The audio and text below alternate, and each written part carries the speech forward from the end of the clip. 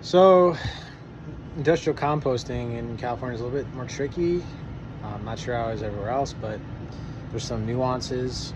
And here's the funny part is they need to see my compost after it's cooked down to a certain particular size.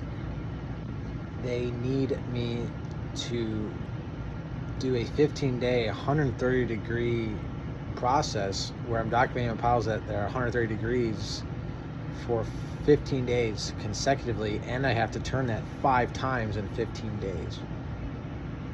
Holy crap.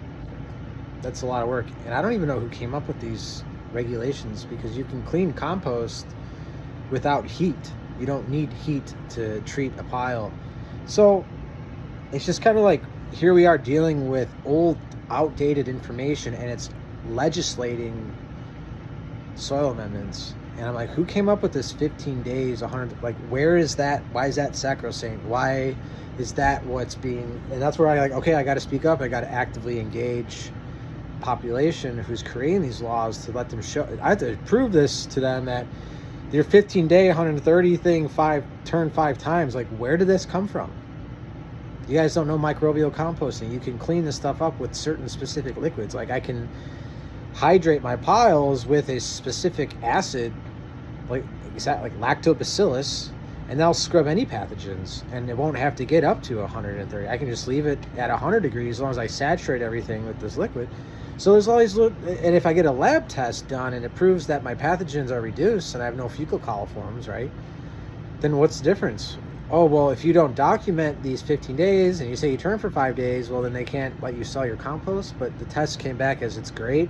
So strange. There should be exemptions. Maybe I don't know the full law. I need to research more, but it's just these regulations sometimes are just really outdated. Really outdated. And that's the problem, right? If you work in the private industry, things are quick. Boom. Because private industry, we're trying to get the edge. We're trying to figure out the best ways to reduce costs so that we're more efficient and we can increase our bottom line, higher percentage, more profit. You want to make above 20%, always above 20%. If you're not making more than 20%, you're not going to be in business for long. So, I could sell a cubic yard for $125 and it might only cost me $15 to produce that cubic yard. That is insane. That's an insane percentage profit. So that's what I'm trying to see with this, but they won't let me do what I want to do because of what their regulations say, 15 days, 5 turns. See, I run into these issues all the time. Do I know better? Yeah, because actually I got my compost tested that I ran this on, came back clean, no pathogens, no fecal coliforms. So what gives? What gives? I kind of proved your systems aren't the best. And I'm not the only one who knows this. And I'm not saying I'm special. I'm just saying, hey, I'm observing the science of microbial compost. It's a lot different. It's a different beast.